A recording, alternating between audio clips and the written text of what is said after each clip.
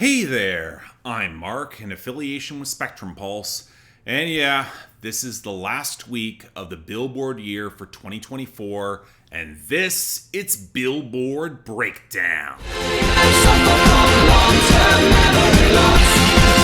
I don't remember. So this is it, huh? The last week of the Billboard year because the company chose to realign with their award ceremony that nobody cares about. And as far as I can tell, nobody's decided to add weeks onto this year in order to compensate for it ending in mid-October. The fact that it's so wildly distorted is explicitly why the reason I'm going to be continuing to use my expanded calendar-corrected list for my year-end content on my main channel. But the emotions I'm left with now are more of, well, that's it? You're gonna see so many think pieces in the next couple of months highlighting how great pop music or charting music in the mainstream was in 2024, and viewed in totality, I don't know, I'm not sure I'm there. For every shining triumph, it feels like the industry fallout was lying in plain sight, and it's not all pretty, but where so many folks are too busy turning up to really care about it. That's a problem. All I will say is that it's going to be very interesting if cultural narratives get hastily rewritten on the fly if the election in the States goes one way or the other. We'll have to see. You know it's going to happen. Of course, the other side of all this is that when you look at the top 10, the stagnation is very real in 2024, especially the past couple of months. I might still really love a bar song Tipsy by Shaboozey, but even I couldn't have predicted that it would run this long at the top. And as someone who doesn't listen to the radio, I think even the overplay is starting to get to me. Still, it's really damn strong on streaming and sales. Even despite losing radio, it has a healthy margin on top. I don't hear what's gonna knock it off. Now, Birds of a Feather by Billie Eilish would probably be the closest competitor. Her radio gains are slowing down. The margin is just way too large there to beat, especially when you consider that she lags on streaming and sales as well, so she's stuck at number 2. I would say that I Had Some Help by Post Malone featuring Morgan Wallen could rise back beyond number 3, but the streaming's not getting any bigger and the radio's in free fall. I mean, it could honestly open a door for Espresso by Sabrina Carpenter to get past it beyond number 4, as she had an improved streaming week and the radio is still surprisingly okay, losing, just not as fast. But you know what, maybe that's the opening for Die With A Smile by Lady Gaga and Bruno Mars up to number 5. Or at least it would be if I thought the radio push was any kind of consistent to match up with the streaming. It just feels very sporadic. I'm not really buying in. And I hate to say it, but Good Luck Babe by Chappell Roan at number 6 might just be out of gas. It gained in position, but streaming is down and it's bleeding radio. It might actually fall off pretty quickly. Now that opens up the door for Taste by Sabrina Carpenter up to number 7. Her streaming is certainly there, but the radio has been painfully slow to get this on board, while there are other Sabrina Carpenter songs in active circulation, and that's kind of telling for me. But sticking solidly at number 8 is Lose Control by Teddy Swims, which has enough stability across the board still that when I tell you it's probably going to be the biggest song of 2024 based off of aggregate points for the Billboard year-end Hot 100, well, we'll see. If/when that happens, I think there's going to be a lot of folks who don't understand how the charts work who will get really mad on social media that it's not one of their favorites. Just watch. Anyway, it held up over Please Please Please by Sabrina Carpenter at number 9. Might have a slight edge on streaming, but the radio may have just peaked this week and it cannot beat the margins. And that means Beautiful Things by Benson Boone is back in the top 10 because it had a decent enough week on streaming and radio just hasn't dumped it yet. See what I mean by stagnation in the upper half of the charts here? Well, anyway, our losers and our dropouts, where in the latter category, the only song that's really worth caring about or mentioning is Lunch by Billie Eilish. It's a great song. I'm happy that it did well, even if I get the impression that it won't be the one remembered for Billie Eilish this year, even though it'll likely make the year-end list. After that, our losers feel straightforward enough, starting with Future continuing to see album bomb losses for Lil Demon at 64, Pluto Ski at 79, Teflon Don at 82, Ski at 94, and All Red by Playboi Carti at 99. Yeah, I still think that joke is somewhat funny, shut up. Outside of those, you got the expected losses off the debut for I'm Gonna Love You by Cody Johnson and Carrie Underwood at 65, and Fall Fast in Love by Rodwave at 97.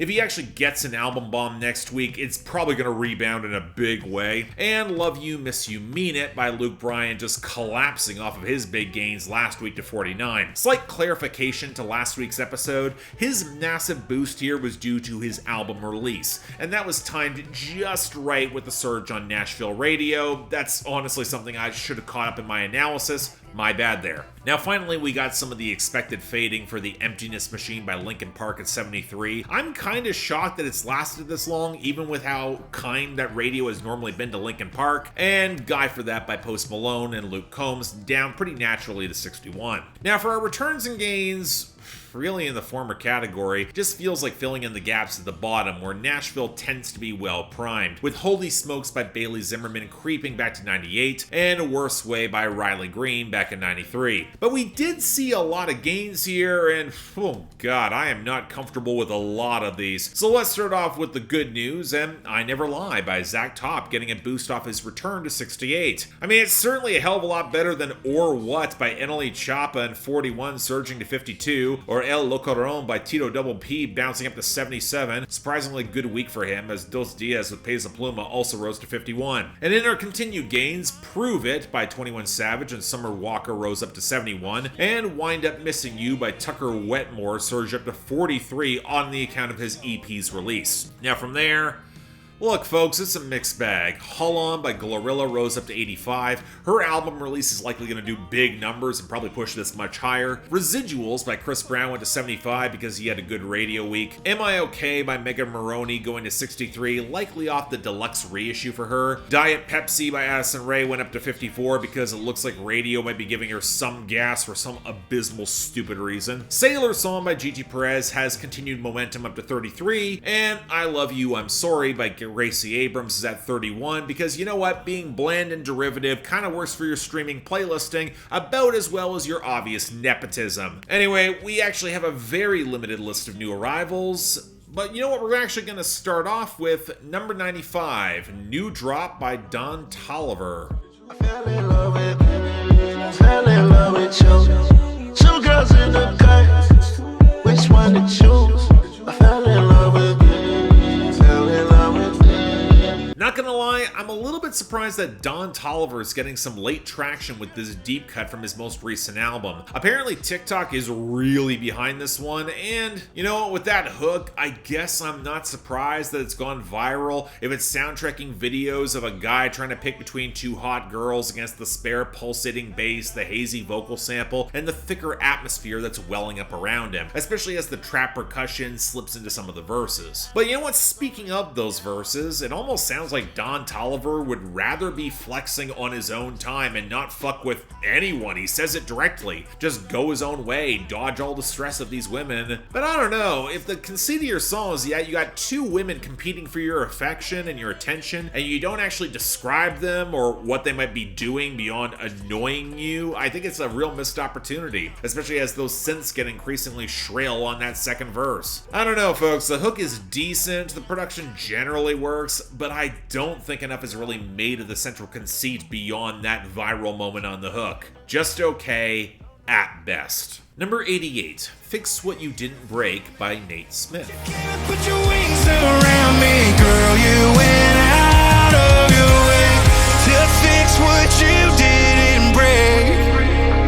You know, it feels like Nate Smith had a brief moment where he made a mildly interesting single with Wreckage, and then just everything since has felt very much uninteresting in mainstream country. So to say that I had very low expectations for this, an obvious understatement. And you know what? This was kind of close to getting to be that second single that has a little more going on, mostly off the content. Because when you get older and you're trying to peel through the mess in your baggage and your past for a new relationship, the euphoria, the gratitude and relief of finding someone with whom you can try again, maybe even fix some of your own baggage, that's unmistakable. Even if I think Nate Smith doesn't quite have the right pipes to sell it on the hook. He's trying for more of a visceral shout, and it's just the wrong timbre for that sort of emotion in this style of writing. Granted, the entire song feels kind of oversold and overproduced. The chalky program percussion production alongside the louder rock guitars, a little bit too much reverb around the vocals. The vocal mix on the hook is really rough as a whole, feels synthetic in a way it shouldn't. But overall, I like the sentiment a lot. It's doing heavy lifting for me, but I just don't expect this to be that memorable once again. Just okay. Number 87, We Pray by Coldplay featuring Little Simz, Burna Boy, Elyanna, and TINI. So we pray, we'll be singing yeah. Pray that we make it to the end of the day. And so we pray. This is the first time Little Simz has crossed over to the Hot 100, and that just makes me sad. She deserves better than Coldplay's newest clunky attempt to make a Give Peace a Chance song that doesn't have any real teeth to get political in a political time, and where, quite frankly, Coldplay might be the weakest part of the entire track. There's no intensity, no usage of the rock band's actual firepower to drive a crescendo. It's one of the reasons I couldn't stand Everyday Life back in 2019. It's a feeling that Chris Martin is just way out of depth for this sort of track, and the song winds up feeling sanitized and broadly sketched, not willing to make an actual statement, so it winds up feeling completely toothless. Now, I can't blame Little Simz or Burna Boy or Elyanna or TINI here. The mandate probably came down from the label on high. They couldn't actually set any political fires on a Coldplay song. But when you got that blown out 808 and the strings well up around the touches of Afrobeat percussion and some of those vocals on the outro, especially when it feels so melodically frail in the verses, it just feels honestly kind of gentrified, not helped by the multiple versions that either cut TINI or Little Simz's verses. For the record, Little Simz gets a bit more momentum with her verse. I think that version's a bit better, even if, again, not a lot to be said about her content either. Honestly, I'm just more frustrated because it feels like Coldplay is a ghost on their own song, especially with Max Martin taking the lead on production and songwriting with 4 other producers, and then delivering something so sterile and empty and anonymous. As I said in my review of the album, it's a charity single on Rent for a Cause. It sure as hell's not good, but you want to know what might be worse? Number 84, Thick of It by KSI featuring Trippie Redd. I don't know nothing but no ice, I'm just cold. 40-something milli subs or so I've been told. Y'all, you gotta be better than the stupid hate listens. You're doing KSI's marketing for him, especially when the industry isn't exactly tripping over itself to give KSI more attention. Now, this is the second time that he's charted stateside. The first was way back in 2021 with a collab with Lil Wayne that I've largely forgotten about because KSI is remarkably forgettable as an artist. And yeah, the buzz for this was profoundly negative. So color me surprised that while this is not good, I was expecting it to be way worse for all the backlash it got. Yeah, KSI stacked his vocals because he can barely stay on key for underpowered trap singing, and that's before all the auto-tune is dumped on. The production sounds like something that would have been laughed out of a Polo G demo, and trying to mash that main guitar loop that sounds cribbed from Avicii's Wake Me Up into all the trap whirring, and Trippie Redd just humiliates himself as per usual without the thicker cushion of atmosphere. But I am gonna say it, the hook melody is catchy. I kinda get why it might work. Now, shame KSI's not really doing anything with it. The song is obviously a self-effacing flex with the perennially embarrassing brag at looking at YouTube subscriber numbers, but nobody thinks of KSI as a king with any kind of rapping or with his pen, especially when you want to brag about drama on your second verse amidst all the boring platitudes, which somehow feel even more empty when Trippie Redd starts doing it. Just feels hollow in a distracting way, and even if the hook might be catchy, yeah, no, with KSI, I don't care to endorse this, and I think it's very obviously the worst of this week. We Pray was close, but I'll give it to Burna Boy. He really commits to the hook, and the version that has Little Simz's verse, it was just enough in the end. Now, best of the week, I'm giving it to Fix What You Didn't Break by Nate Smith, mostly for the euphoria and sense of gratitude it did come through. It's not exactly well produced or well delivered, but the sentiment rang true strongest for me, and that's not saying much. And man, if that's how this Billboard year ends, it feels limp, I just gotta say it. Next week, well, new Billboard year begins, providing any shenanigans aren't afoot, we're gonna have to see about that. But until then,